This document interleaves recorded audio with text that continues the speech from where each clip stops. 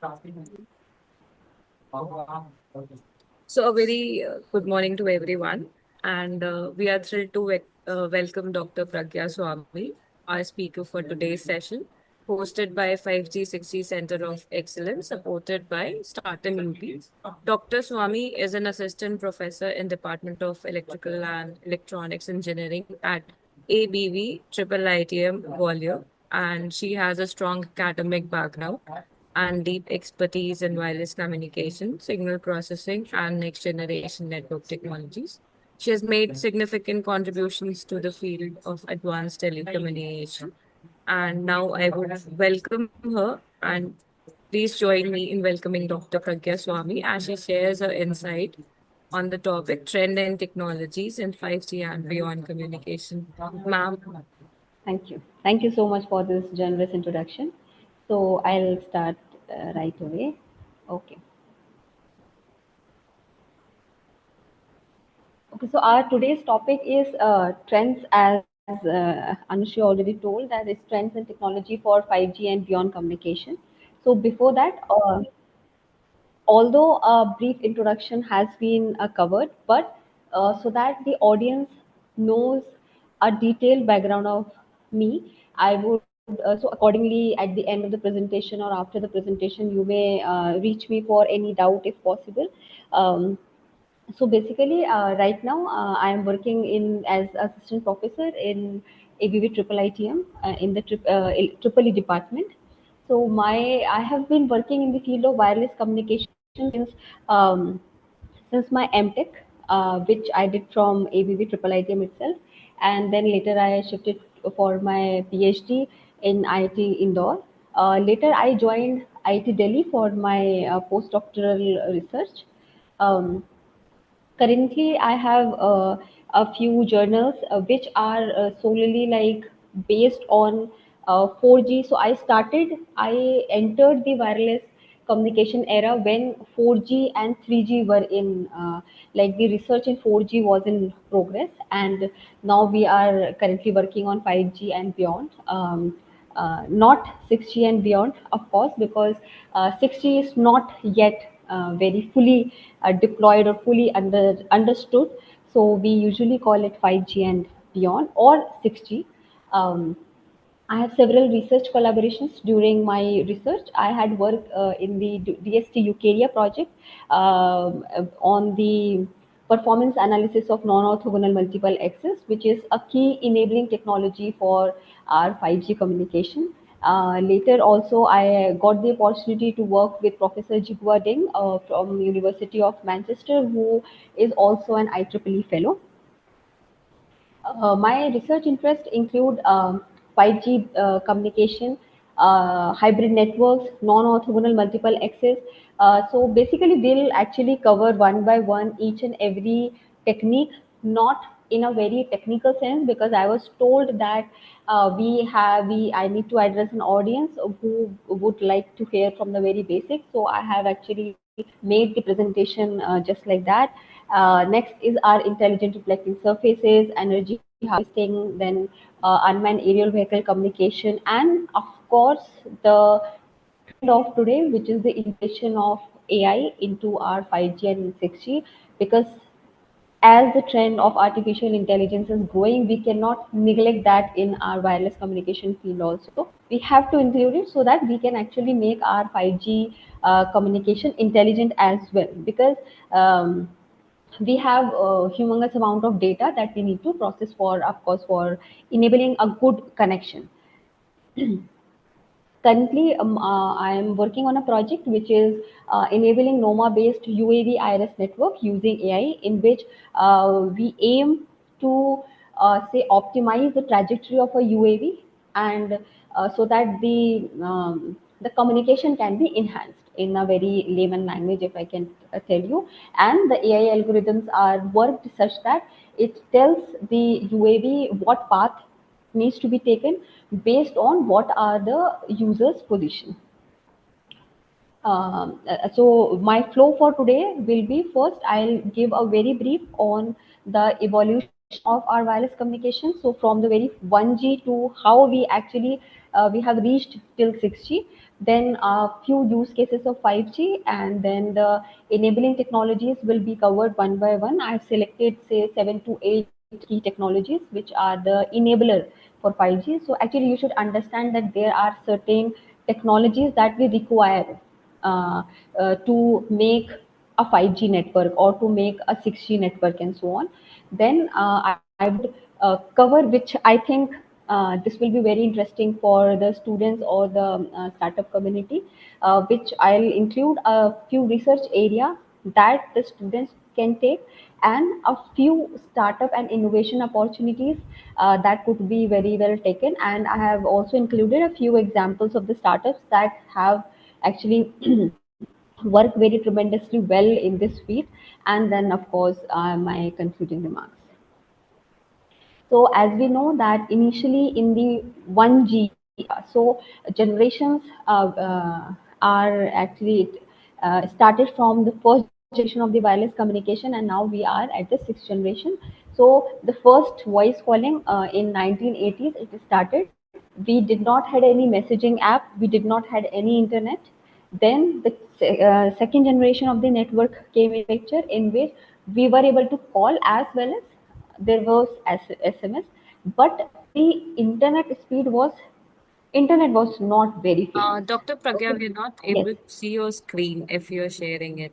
Right. Yes, I have actually shared it. Wait. Okay, so we're not able to see it right now. Okay, let me share it again. Okay, is it visible now? Yes, yes, now. Okay. Okay. Okay, sorry for that. Uh, Okay, so Han, can you please just do it full screen? Yes. yes. I mean F5 if you just press. Yes. Thank you so much. Okay.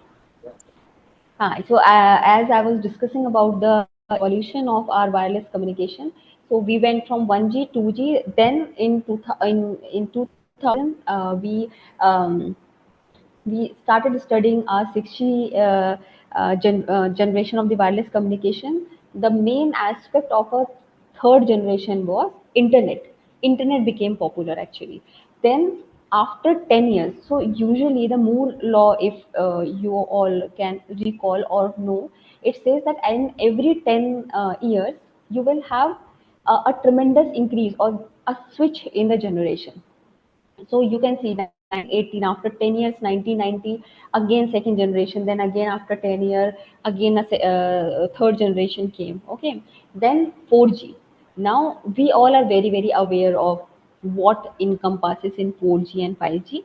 So in 2010, after the next like in the next decade, we came the your fourth generation of the wireless communication came into picture, in which we had our WhatsApp, we have our voice over IP, we can have our video calls, for example, which is of course one of the great application for your VoIP.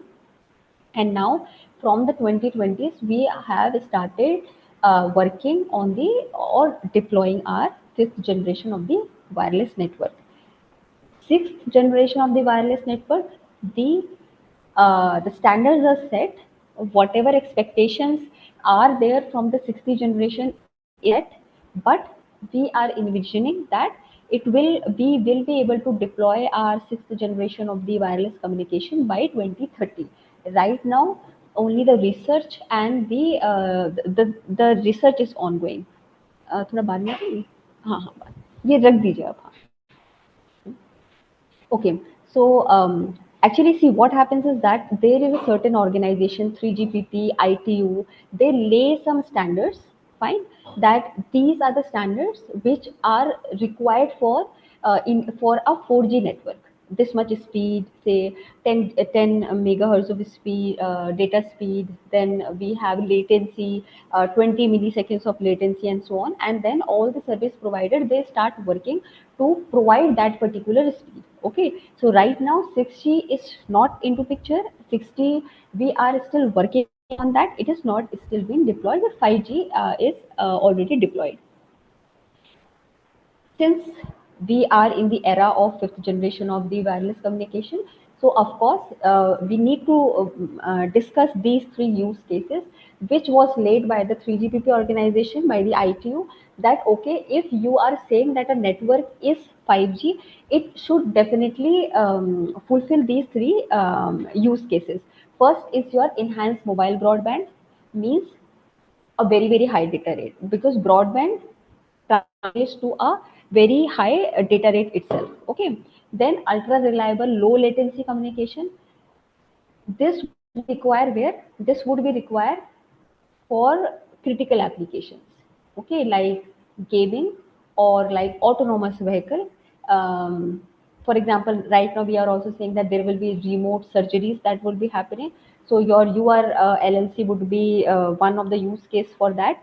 Then you have massive machine type communication, which translates to our internet of thing devices, means if actually the concept of IoT, it began from the 4G network itself. Okay, but the researchers did not knew that the IoT will grow in such a large speed that now we are actually having a flood of IoT devices. So IoT devices are what they are. We can actually consider them to be minute versions of machines itself, which are able to communicate with each other. So massive machine type communication, which is called as MMTC, it actually refers to your connection of billions of IoT devices. So these are the major three use cases for our 5G communication.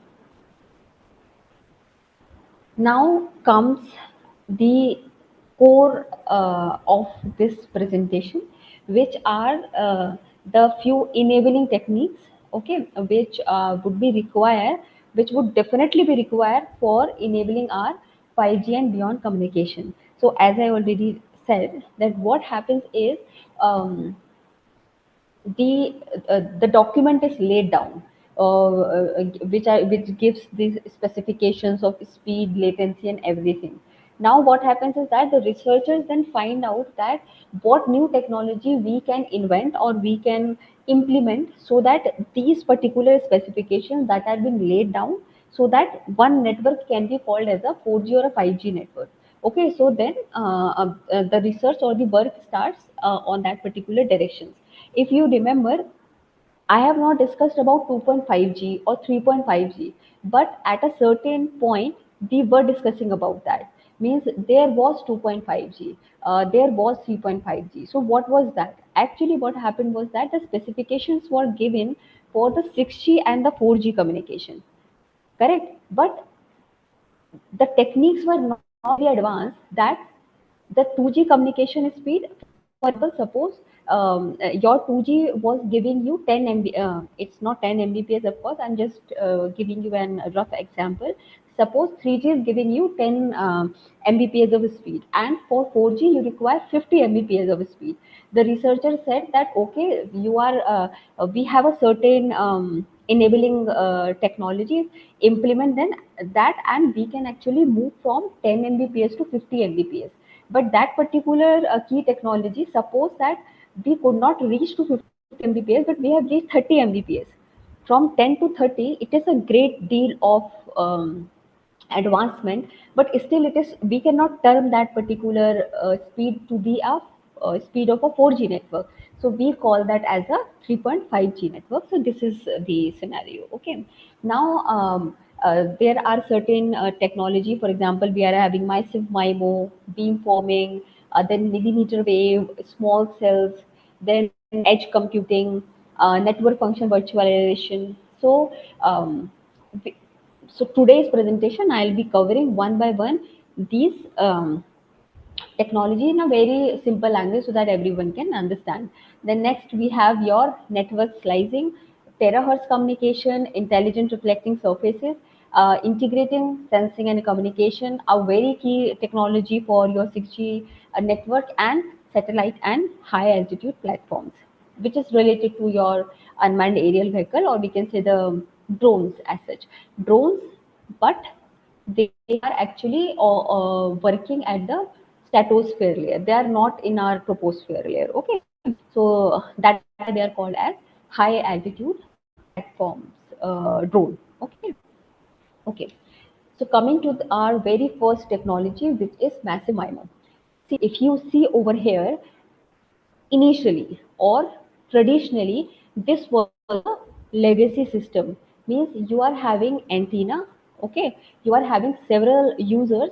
Now suppose that this particular user needs a message. This will be the message that will be sent by the antenna. Now try to understand that signal never goes only in one direction. Okay, signal is usually like whenever the antennas transmit a signal, we cannot say like previously we could not say that if this message if this user needs to hear some message, only this will hear a message. No, it's just like sound is also a signal. Now suppose that you are in a group of, you are in a classroom or in a room full of 10 people. Okay, if you say something, it will be heard by all the 9 people. Okay, you can only make sure, if you want to make sure that that particular message is heard from only one person, you need to go and whisper that in their ear. Okay, this is the only possibility. Otherwise it will be heard by all the 9 people. Same is with the antenna. Whenever a signal is being transmitted by a base station, it would actually be heard by all the users. Now uh, what issues arises because of that? The very first issue is interference. I don't want to hear that particular message, but still I'll have to hear. Second is what? Security. I am a eavesdropper, for example. Okay, I am a hacker, and I am able to hear a message that was not intended for me, or that was intended for somebody whom I wanted to hack. So it becomes very easy. Okay, so that is why, as the number of users drastically increased, what happened was that we went for massive MIMO. Massive MIMO means we do not have only one transmitting antenna. We have actually split the whole of the antenna into, you can see, here only you are having, this is a reflecting surface. Over here you can see you are having across 4 kind of a panel. Okay, so you are having a panel of small antennas. Each and every antenna is capable of transmitting individually or independently. Okay, now you can very well see that now the message that has been transmitted, it is not transmitted as a whole, but we are having beams. The beams, and these beams are directed in the direction of the user. So this, first of all, it increases the, whenever you are targeting to speak towards one particular person, he or she will actually listen it very clearly. Correct. So this will actually improve the signal quality. And why? Because the interference would be very reduced, and of course it will be very secure. Okay. Next is your millimeter wave. Now I would just request that in case you find any doubt in between, you can please stop me and ask. Otherwise, feel free to ask at the end also. Okay. Now millimeter wave. What is millimeter wave network? See, what happened was that in whenever you are advancing from your 3G to 4G and 5G, what happens is that the frequency changes. You are communicating over a certain frequency, 6 gigahertz, 24 gigahertz, okay, 34 megahertz, and so on and so forth. So what happens? There is a certain auction. Okay, Airtel will auction for a certain frequency band. Your Vodafone, not existing right now, but at that time it used to exist. Vodafone, Airtel, Jio, they all will auction for a certain bandwidth. They will pay for that particular frequency band, and they will operate their communication under that frequency band itself. Okay, so what happened, that the lower frequency in the range of megahertz, they got very exhausted, means they were full. We could not accommodate more users. For example, there is a certain frequency band. Okay, you divide the frequency band into certain number of channels. Say there is a frequency band or a bandwidth, what we call a bandwidth. See, example, if you are using a Wi-Fi, okay, if one person is using a Wi-Fi, they will get very good speed. But suppose from that particular Wi-Fi, 10 people are connected. It will be distributed, correct? So this was the scenario in 4G itself. So what happened was that the number of users they increased so much that the available bandwidth they became very unavailable now. It was full. So for 5G, we had to altogether shift to a new range of frequency, which was higher range of frequency. Now, whenever we are going to a higher range of frequency, more, this is the key rule in wireless communication, higher the frequency, more is the data rate. Okay, this is the key rule that if you are increasing the frequency, then definitely the data rate increases. But the at a higher frequency, the distance which the signal will travel, it will be less. So this is an issue, of course, if we are going from a lower to a higher frequency. So that is why we need to devise certain technology so that we can increase distance, because of course the users will be located far away from the base station. If the base station is working at a very high frequency, it will not be able to reach the users, because of course I said that if the frequency is increasing, then the distance that particular frequency can travel is less. Okay, now this is what your 5G NR. So actually this is a new term. NR means new radio. You will encounter this word several times if you are studying your 5G network. What is this NR? Since we are shifting from lower to a higher frequency range, okay, from megahertz to gigahertz frequency range, we need to set a new rules and new standards, because the propagation of any signal at a certain frequency is very different. Okay, we cannot say that we are having a message, suppose, and if we are transmitting that particular message at a lower frequency, it will behave differently. If the same message is being transmitted at a higher frequency, it will behave differently. Okay, so this is your 5G new radio, means a new set of rules. Okay, now the your millimeter wave actually ranges from 24 to 100 gigahertz. But from this 24 to 100 gigahertz, we do not use each and every frequency, because each, as I said, each and every frequency behaves differently. We need to make sure that whatever frequency we are choosing, it is suitable for us. Okay, the signal, when it is transmitted at a certain frequency, it reaches to the destination with minimal loss. Okay, and so that the user can decode that. Okay, so here we have a certain ranges. First is the 21 to 27.5 gigahertz. Then these are the, you know, the deployed one which we are using right away. Okay, we are not using, say, if you say that okay, it's from 24 to 100 gigahertz, can we use 35.2? No, we cannot use that.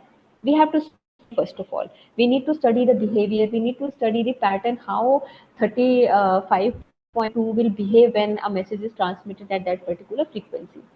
So based on that, we decide or we remove that particular frequency. Next is your 26.5 to 29.5, and so on so forth. Okay, this is I your, have a question here. yes, yes.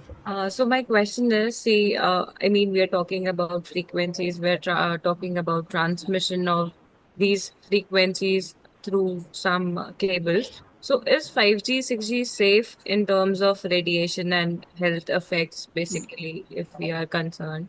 So any insights on that? See, actually, what happens is that any electromagnetic wave, even the television or the microwave, I personally believe they are not safe. Correct? Usually, your Wi-Fi is there, or your microwave itself is there. You should always remain away from that. But says, the researcher usually say that the frequency that we choose, or the frequency at which the communication is happening, although they might pose a bit danger, but in a very long term effect, means if we are exposed to that frequency, might be for hundreds of years and constantly. But this is not the case, of course. We are not in the constant exposure of that. Why, when we are, for example, that is why it is suggested that when you are sleeping at the night, you should switch off your Wi-Fi, and exposure of food to your microwave is also not very very safe. So the safety is actually a concern, of course. But the researchers who are working on the 5G and 6G, they don't say that it is unsafe. So Okay. I'll also have to go with Thank that you. only. You know? Okay. But it's I still, have one more, I min- mean, audience who would yes. like to ask maybe. Oh, yes, yes. So I'll Sure. just ask him. So, Himanshu, can you? Yeah. Hi. And, My name is Himanshu Gupta from Renajaza Industries okay. startup. My question is regarding the frequency hertz that you have mentioned. So, from the 5G to 6G and 4G onwards, so like the speed at which the signal travels, is that's what differentiating between them? No, no, no. Uh, Speed will be same. The wavelength and the frequency differs. So, is that directly proportional to the speed, like the frequency and the speed? Speed of a electromagnetic wave is what? What is the speed? If So, can you tell me the formula for your wavelength and the relation between your wavelength and the frequency? I'm not aware of that. Yeah, it's the speed is constant. See the speed of light, or whenever you are calculating, the speed is always constant. But it changes based on the density, right? What? It changes, I think, based on the density of No, the no. medium. Actually, yes. That is the characteristic feature of the medium, right? For example, if I am speaking, I'll always speak at a certain frequency which my vocal cord provides. Now if I am at a say a peaceful environment, my voice will be much more audible. But if I am at a noisy environment, my voice will not be audible. I am transmitting at a fixed frequency itself, correct? So Right, right. this is the same case with your signal also. Signal transmitted will be at a certain, it will have a certain parameter. Now the medium will decide how the signal reaches from the source to the destination as such. But Right, right. speed is not an issue. Your wavelength and your frequency are major concern over here. Okay, okay. Thank you. Okay. Okay. Any other doubts? Okay. So this is your millimeter wave communication. So the only thing changed in millimeter wave communication is a higher frequency. Okay. Second is your small cells. Why small cells? Now, you must have seen large base stations. Okay, big base stations which are deployed for your communication purpose. But the users are not located very nearby to the base stations. The residential area is far away from where the base station is deployed. So that is why whenever the distance between the source and the destination will increase, the signal will fade accordingly. Fading means how the signal decreases in its power. Okay, whenever a signal is being transmitted from a base station and it is received at a user, it will definitely fade. For example, my voice will fade at a certain distance. Okay, so same happens with your signal also. So what happens over here is that we want to bring the users closer to the base stations, but we cannot ask the users to make their home near to the large base stations. So those large base stations are called as the macro base stations. Macro base station, then small base stations. Okay, so this actually generates a hybrid network, or we can say a heterogeneous network. Heterogeneous means we are having one very big base station which has a capability of transmitting to 1 or 2 kilometers, which has a power of say 20 watts.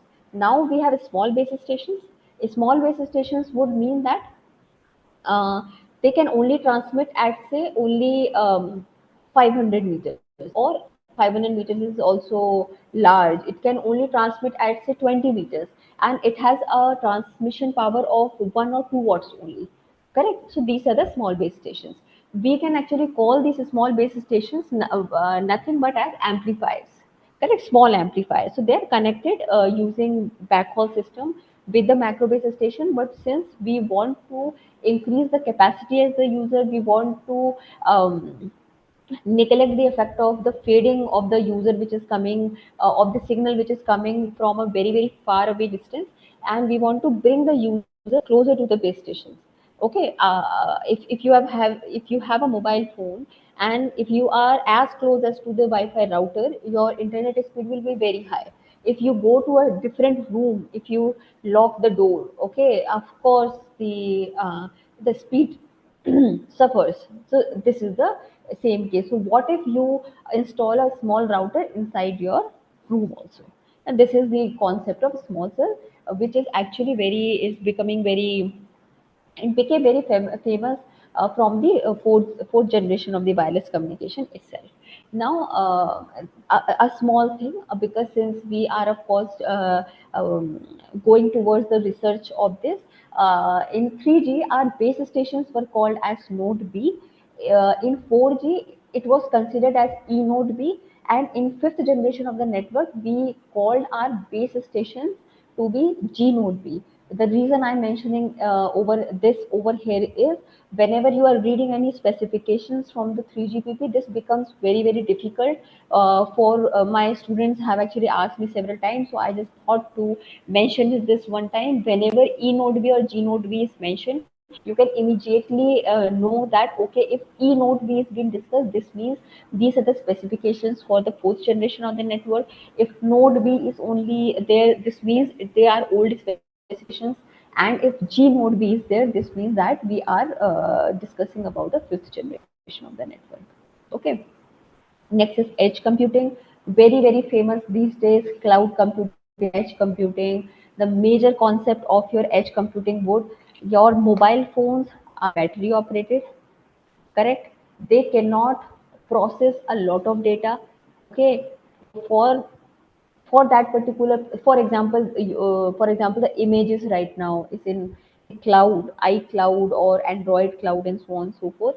Okay, similarly for edge computing, the concept of edge computing goes that if for example you are having autonomous vehicles, okay, there is tremendous amount of data that needs to be processed. So what will happen, what we can do is that instead of giving all the processing unit at the mobile phone, what we do is that we offload that to the edges. We have servers at the edges.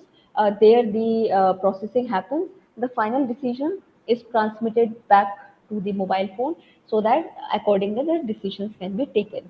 So right now, edge computing in the scenario of 5G is becoming very prominent. Why? Because the load of data is actually increasing. Right now, to make any decision, we actually the amount of data that we need to process is very huge. That is why the concept of edge computing. Network slicing. If you are reading about your fifth generation or the sixth generation network, this is a concept that you definitely will encounter. What is network slicing? A very intelligent way, in a way. So see, either you can use internet for browsing a web page, or you can use it for gaming, correct? Now, or there could be some sensors which are using the bandwidth of a 4G 6G communication to transmit the data. Now you can very well imagine that browsing a web page, how much data rate would be required? Very less. Fine. It, and we can actually see the web page. Second, a high gaming. If we want to play a video game, how much amount of a data would be required? Or if we want to stream a 720p of a movie, how much humongous amount of data rate would be required, right? So network slicing means that we have divided the given bandwidth we have virtually, not realistically, but virtually what we do, we divide the frequency band, that okay, this frequency band, the propagation is such that it can provide a good data rate. Okay, or we can say that in 4G network itself, for millimeter wave frequency communication, we give to the high bandwidth streaming.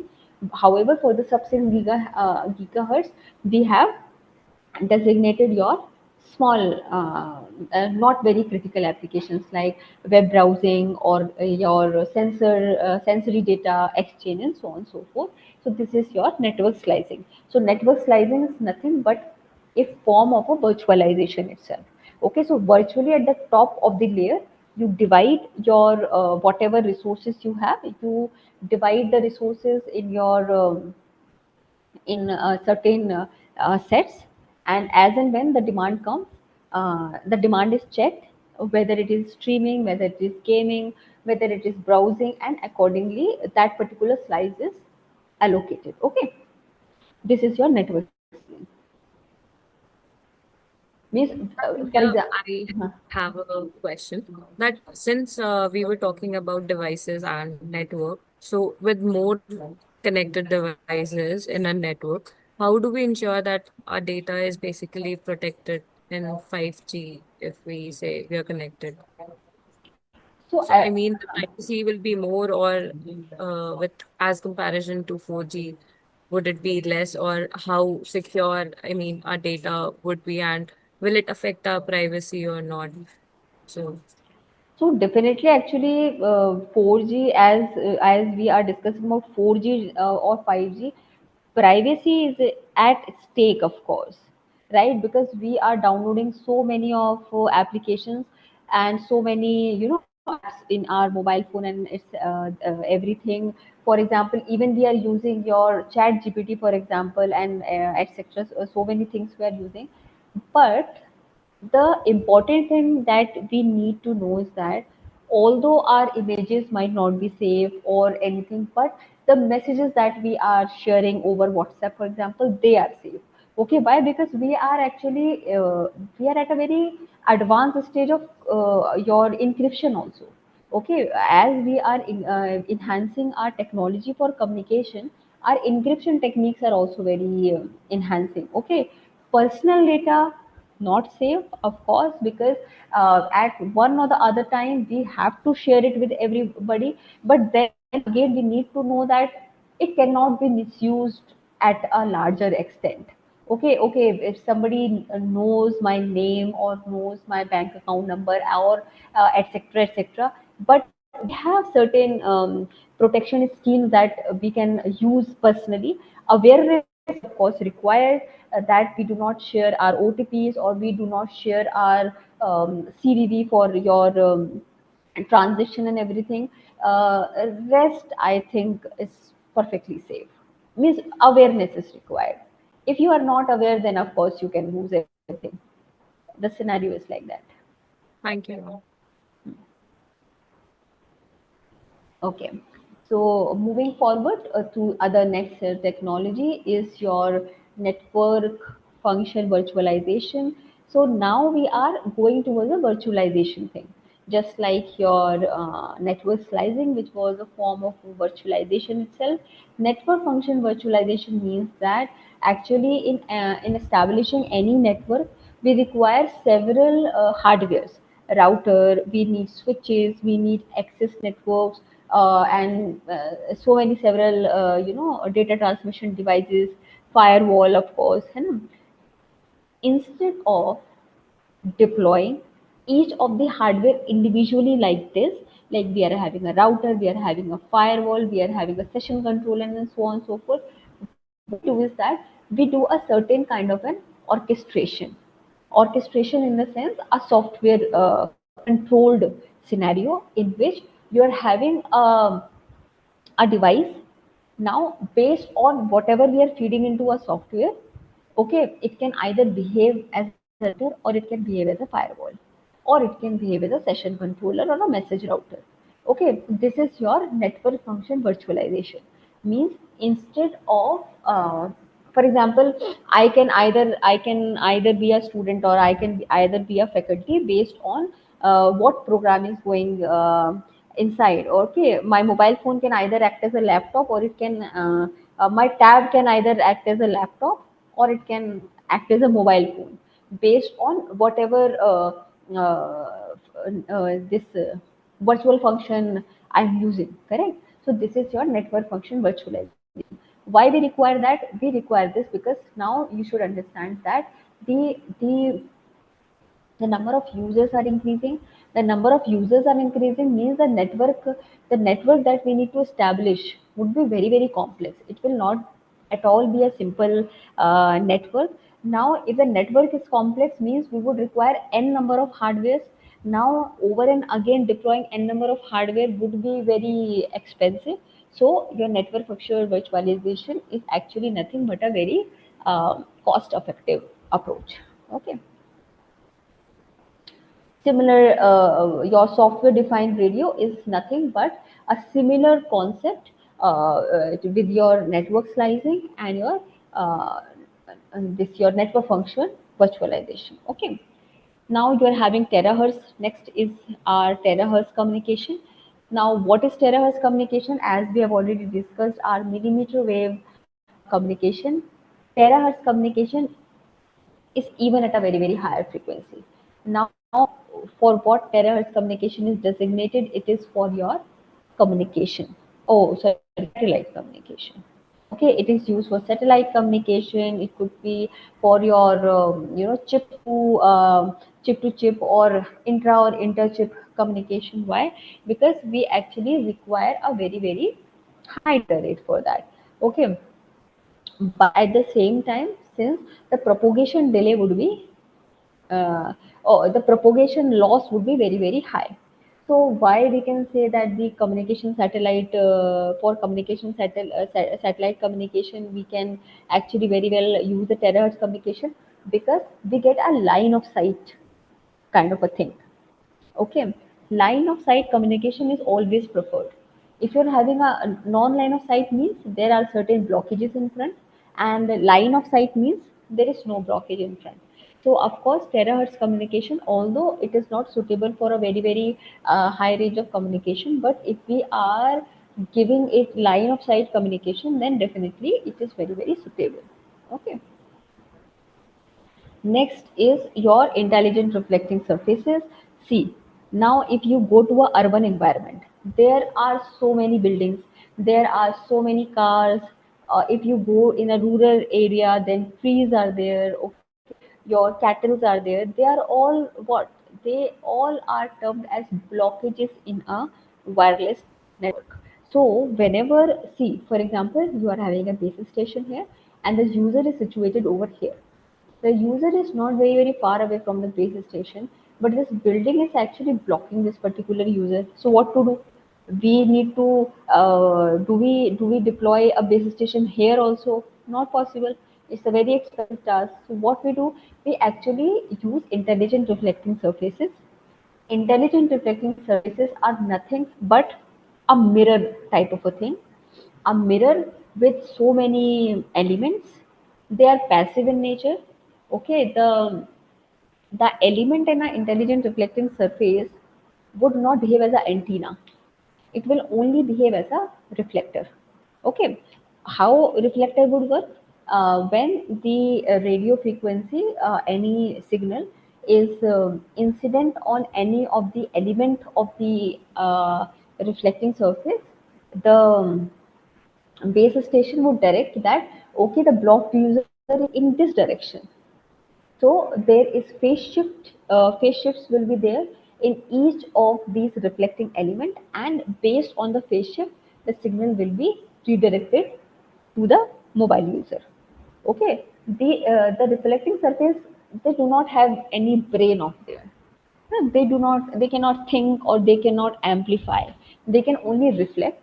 So the base station would direct them that, okay, in which direction our blocked user is, so that the blocked user can also be served.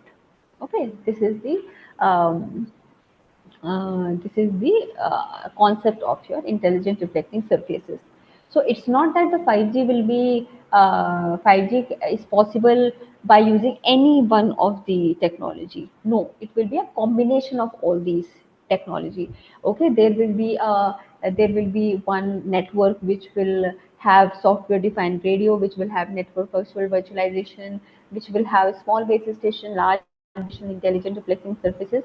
Then we can say that yes, this particular network will be able to provide all the specifications that are actually mentioned for the 5G communication.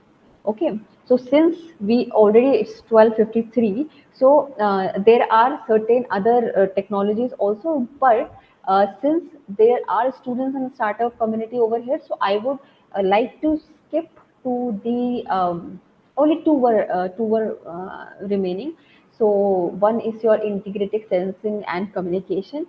This means that the signal will not be only communicating, but it will also be able to detect whether there is any blockages or not. Okay, just like radar, but we are not requiring radar. Okay, the communication in itself would be able to detect whether there is any blockage or not. And then you have your satellite and high altitude platform. This could be used where for in a disaster prone area, or in rural areas where the ground infrastructure is not available. Okay, okay, coming to the golden topic for today, that in what areas the students can go for research. So one is your green communication. Why green communication? Because all each and every base station would require power. Okay, so the power consumption actually is very very high, but we do not want that. We want a sustainable, okay, a sustainable approach. So that is why green communication means that how power could be reduced in the communication scenarios. Next is secure AI in network, because of course, as Dr. Anushri also asked, that how security is important in everything. So we can have security aligned with the artificial intelligence, so that we can have a secure network, although we are sharing a lot of personal data over the network. Then we have iris aided. Iris is nothing but your intelligent reflecting surfaces communication, so that in an urban environment we can tackle the blockages. Then we have quantum key distribution. It's a new, very very new branch, which is also designated for a secure communication. Then we have your autonomous systems and regular communication, non-terrestrial network. So your non-terrestrial network means no ground communication. Communication is not happening at the ground level; it is happening in the air. Okay, so your non-terrestrial network is nothing but your satellite and high altitude platforms communication. Then you have integrated communication and localization, so that in certain hardware you do not require a separate radar and a base station, but there is a common hardware which is able to communicate also, and which is able to sense also. Then you have edge AI. As I have already discussed, edge AI and federated learning is becoming very very popular. And then you have metaverse and XR networking. So now these days, if you see wherever you are going in Ganga Aarti or Ujjain or wherever, so you can also see the live version of the Aarti using the goggles and everything. So that is the metaverse. Now, regarding the startup and innovation opportunities, there are a certain see. What happens is that if we are planning for a certain startup, we cannot go for a technology which is about to come in 2050, because we do not have sufficient theoretical basis for that. Okay, what we can do is that if 5G is deployed, we can go for that. For 6G, we'll have to wait till 2030, till the time at least 6G is clear to the researchers. Okay, so for startups and innovation, the research becomes a bit different from the theoretical researchers. Okay, so one is your telehealth platform with your UR LLC support. So below this, these are what? These are the startups that are actually working on this particular uh, thing. Okay, in this particular challenge. Then we can have your private 5G network established. Okay, then Edge AI platform for smart cities. Smart city is these days is becoming very very popular. Then affordable IoT gateways for rural areas. We need to under the Digital India mission. We actually need to target our rural areas also. Then drone-based surveillance in either in prisons or in in campuses.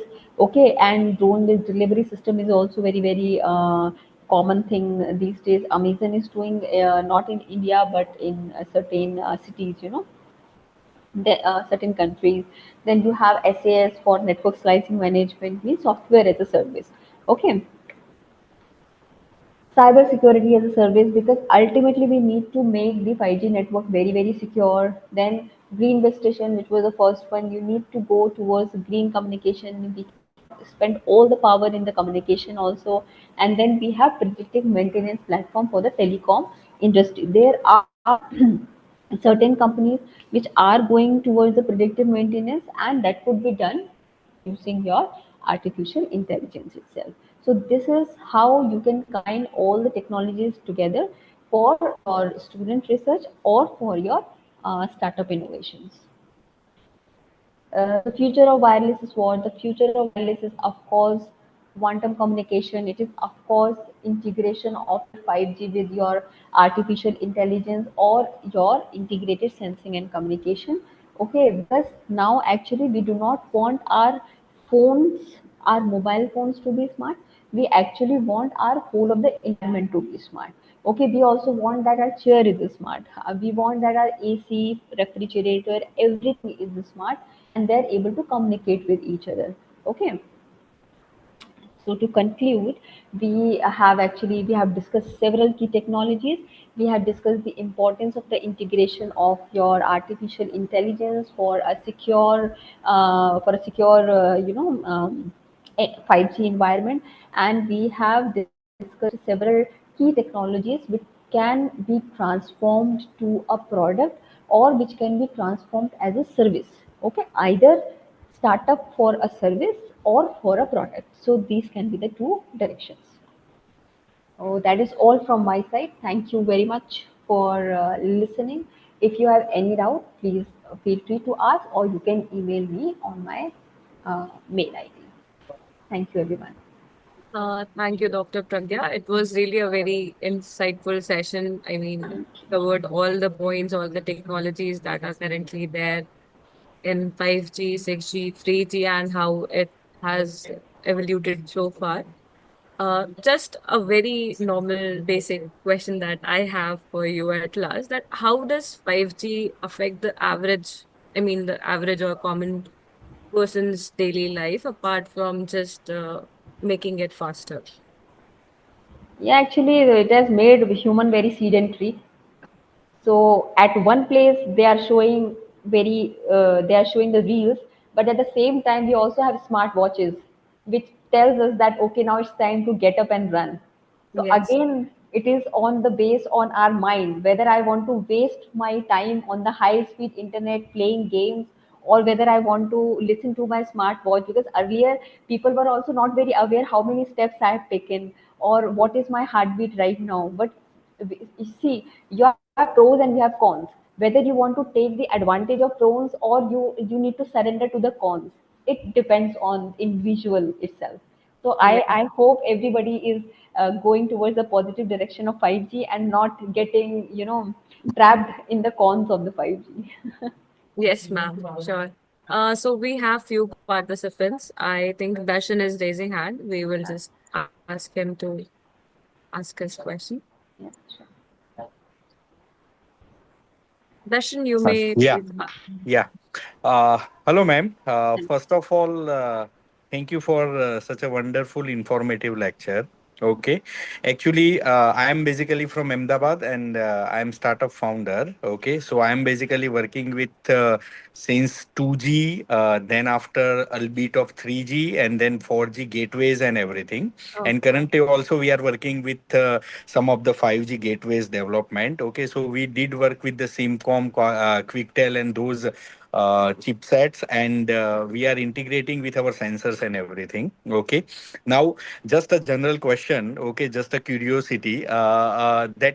What you think as a researcher, that how the costing of those hardwares, the gateways, and those things is coming down. Okay, where as a startup we can put it into the some agriculture application, some mass monitoring application, because what is happening currently, we are working with the energy and utility management and the predictive maintenance for the industry 4.0.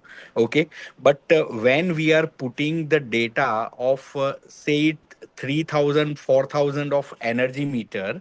Okay, we are taking the modbus data and serial communication data, but the data rendering and the data processing, that is taking time for some of the large plants, manufacturing plants and everything. Okay, so where we are currently working with some of the POCs also, where we bought some of the 5G gateways, we are integrating the sensors. Okay, but yeah, currently in terms of cost, it is going to be very high currently for the gateways and the hardware which we are just using for the POC. So how much time it will take in India? That will come a bit of in a medium way. Whether it will take some more time, 1 to 2 year or more, or it will come within some 1 to 1.5 year or something like that. What's your thought on that? Sir, I think that at least at least 1 to 2 years, of course. But if you Okay. are facing issue with this processing, sir, go for Edge AI if possible. Okay. That is Okay. the major solution for your issue, because the predictive maintenance, actually I was writing one consultancy for this. You are in Ahmedabad. I have actually worked in Gandhinagar. I was in PDPU, Pandit Deendayal Energy Okay. University, for Okay. 1 year. Okay. Great. After that only Great. I joined here. So there is one company for which they asked for write a consultancy project. So for that it was a predictive maintenance for the machines which are there, Yeah. Yeah. Yeah. JCB machines and everything. So they want that if there is a downtime for a particular machine, they could know before time only. Okay, so that the Okay. production is not hindered in a way. So we are actually Okay. going towards this edge AI. So there is one device, NVIDIA, it's called as Jetson. Ah, Jetson. So, Yeah, we yes, are working with that. Yeah. use that, sir. I think that based on what we have worked, Jetson is a very affordable thing. You do Yeah. not require expensive GPUs, and Yeah. installing Jetson is as good as you get a 3 lakh GPU. But Okay. Jetson in itself, it comes in 1 lakh only, and Okay. Okay. the top that we say is very high in that. So Yeah. edge AI, my personal opinion would be go for edge AI. You don't have to wait for 1 to 2 years also. Okay. Okay. Thank you. Thank you. Okay, Thank you thank so you. much. Yeah, Yeah. thank you so much. Thank you, Darshanji. Thank you, Dr. Swami. Thank you so much. If anyone has any questions, we will take one question more, and then I think we can log off with Yeah, sure. the seminar.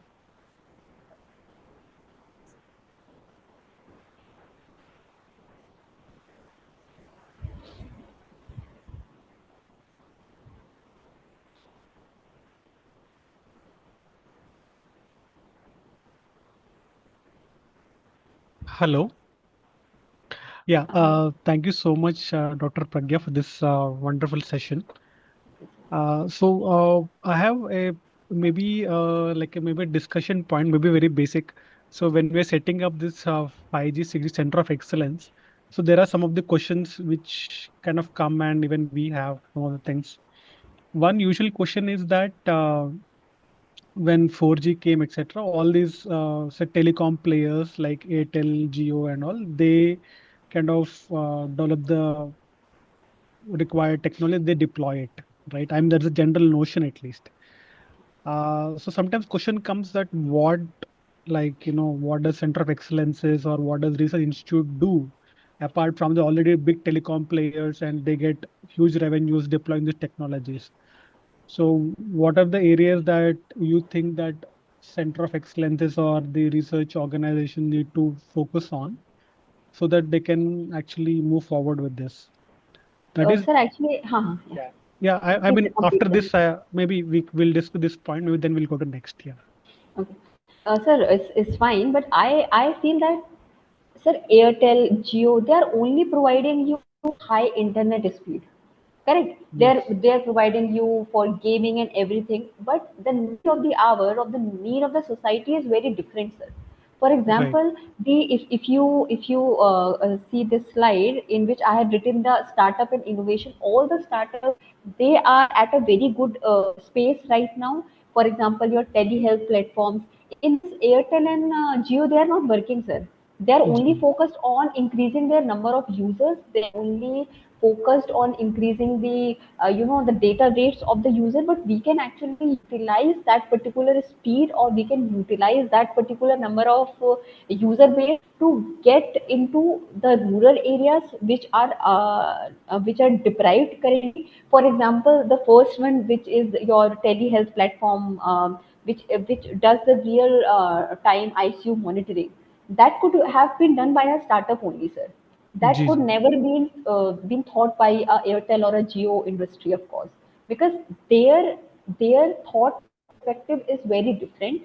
Hmm. And the technology right now which is present in 5G and 6G, it is capable of a very, for example, sir, we are there are certain companies which are focused on this XR education system. Ji. For example, the how the heart works or how our respiratory system works. So the students usually they lose interest when they're reading. Okay, so what happens is that they can visualize using some goggle that, okay, we are having heart, and then this is happening. So this could actually be thought by a startup or a center of excellence itself, that could Okay. be promoted. So center of excellence is a very, very different thing. And these big players like Airtel and Jio and everything, their target is very different as per Okay. my view, Ji. sir. Ji. Yes. Yes. Thank you so much, Dr. Pragya ji. Yes, sir. Thank So, the second question or the second point of discussion I just wanted to bring in is, so, so when we look at startups, so there are, say, broadly two kinds of startups we see. One is they're utilizing the existing technology. Say now, for example, 5G is coming, and they say that using this 5G technology, we will be, say, integrating with some, say, application, we'll be using it. So that is one way of looking at it. And say there are other startups which we want to explore actually, is that when like they start working in area where they're actually helping the improvement of 5G 6G technologies, like where they develop those technologies.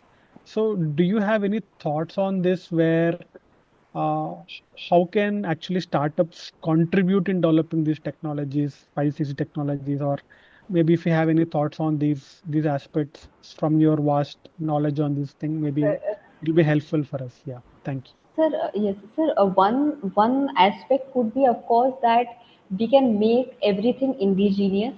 For example, I told quantum communication, for example, correct. Now, if a startup, actually, it would be a very challenging task, of course. But if a startup is willing to do right now, the scenario of a quantum communication would be very different. There will be quantum internet, so we will have to have different routers and different gateways. So one direction for your startup would be to make indigenous products. We do not have to import these routers, quantum routers, from different country, but we make those by ourselves only, cost effective and indigenous. So the most effective way of any startup could be this only. For example, like utilizing, for example, I saw there was one startup which was working on making wearables for your for tracking and everything. So right now those variables are imported, but why not we can make those variable like in India itself. So that could be a very, very good direction to make ingenious products for your 5G and 6G Ji. communication. Ji. Ji. Yeah, thank you so much, Dr. Pragya ji. Thank you so Thank much. you. So, ma'am, I think that we are done with the No. lecture, and it was very insightful and very valuable to all our startups and for the students as well. So, thank you very much, and we would like to see you in future as well to share your insights and be a part of our 5G 6G Center of Excellence at IIT Kanpur. That's a great opportunity. Thank you for giving me this opportunity, of course. It was nice talking to everyone. Okay. Thank you so much, ma'am. Thank you. Thank you, everyone. Now I am leaving the webinar. Thank you.